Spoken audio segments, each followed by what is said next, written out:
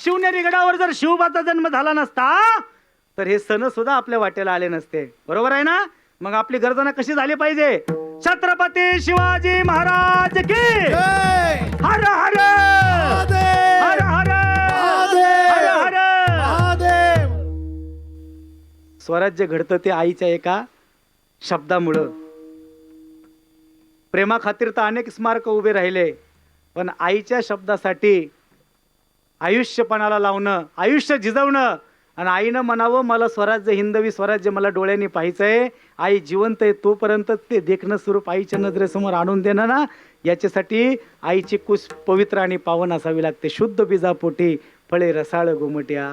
काय पुण्य असेल माझ्या मासाहेबांचं. म्हणून आज या प्रतापगडच्या पायथ्याला या शूरभूमीमध्ये अरे 10 नोव्हेंबर 1659 मार्गशीर्ष शुद्ध षष्टी अधिक सप्तमी दिवसाच्या 8व्या ताशी दुपारी 2:15 त्या दिवशी वार होता गुरुवार.